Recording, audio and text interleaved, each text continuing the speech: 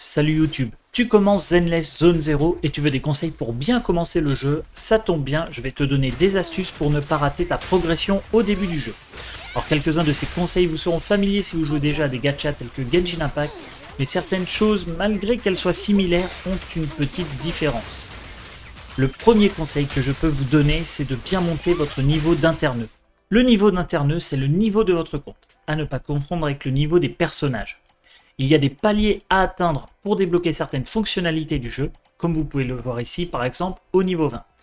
Vous pouvez l'augmenter en faisant les quêtes principales, c'est d'ailleurs la plus grosse source et presque la seule d'XP au niveau du jeu, et par la suite vous aurez accès aux quêtes secondaires qui vous donneront aussi pas mal d'XP. Les quêtes secondaires ne devront pas être négligées, puisque c'est à travers ces missions que vous récolterez les ressources demandées pour débloquer les promotions et avoir accès aux missions d'amélioration. Vous pouvez voir ce qui est demandé pour chaque palier sur votre profil. Très important aussi, c'est d'utiliser vos batteries. Les batteries sont les équivalents des résines sur Zenless et forcément, il faut éviter qu'elles se perdent. C'est-à-dire être à 240 puisqu'après ce cap, elles sont perdues. Vous gagnez une batterie toutes les 6 minutes, c'est-à-dire que si vous êtes à 0, il vous faudra 24 heures pour recharger entièrement vos batteries. Dans Zenless, il n'y a pas de monde ouvert et au global, peu de maps. La carte sur laquelle vous vous déplacerez sera le quartier dans lequel vous avez votre repère. Il y a 4 phases dans la journée et certaines quêtes par exemple ne se font qu'à un moment précis de la journée. Je vous conseille de vous balader aux différentes heures de la journée parce que la zone est bien faite, ça fait très manga, j'aime beaucoup, et elle est vivante. Il y a beaucoup de PNJ qui donnent vie au lieu et vous pouvez parler des fois à certains personnages du jeu que vous trouvez dans les rues ou même d'autres PNJ. Profitez-en pour vous familiariser avec le quartier, vous pouvez même draguer les PNJ féminins. Mais qu'est-ce que tu fais avec un Magikarp toi là? Oh. Coucou toi, il est sympa ton chapeau en forme de balayette à chiottes. Tu cherches quoi? Le chemin pour t'abonner à ma chaîne YouTube? Ah bah c'est par là, vas-y. Eh salut, tu portes un masque parce que tu putes la gueule? Bah, où tu vas? Sinon, dans la vie du quartier, chaque jour il y a 3 choses très rapides à faire.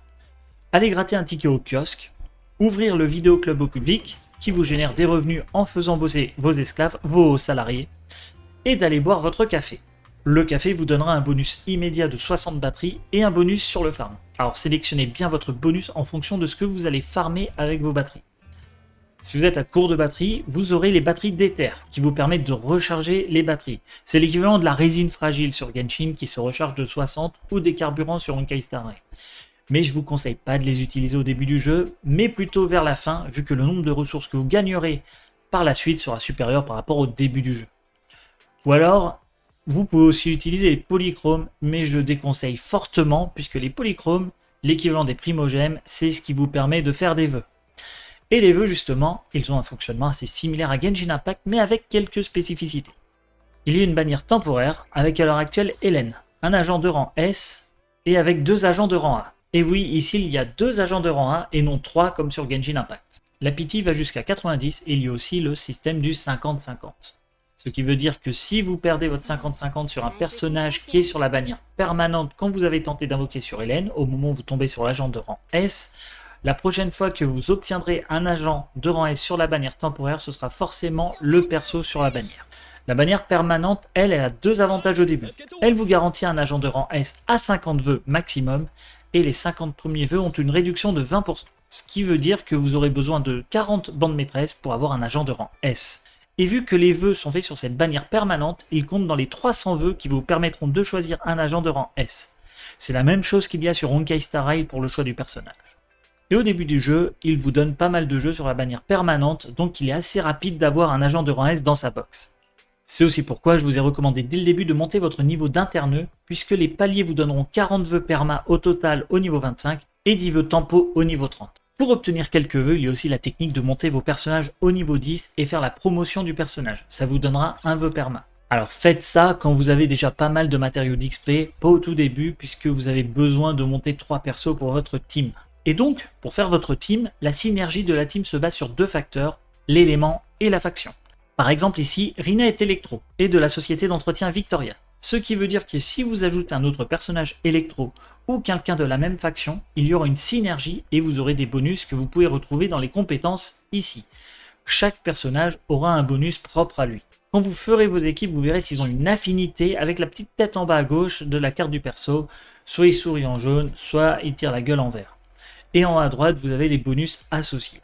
Mais au fur et à mesure que le jeu avancera avec la sortie de nouveaux personnages, il y aura plus de synergie possible. Pour le moment, les équipes tournent autour des spécialités DPS, ce seront ceux qui feront les plus gros dégâts dans votre équipe.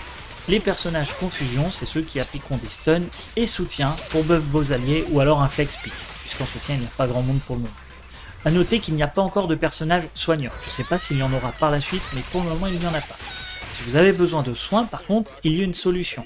C'est avec le Bangbu Exploraboo, il vous donnera des soins, du bouclier et de la récupération d'énergie.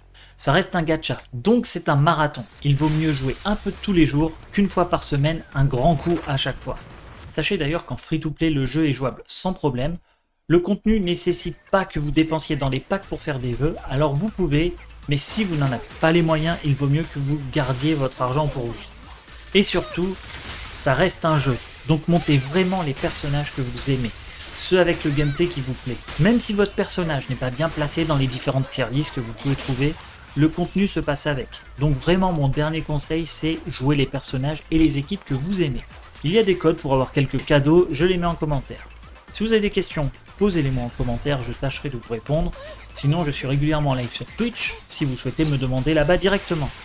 J'espère que vous allez prendre du plaisir sur Zenless Zone 0 pour ma part, et je vous dis à bientôt.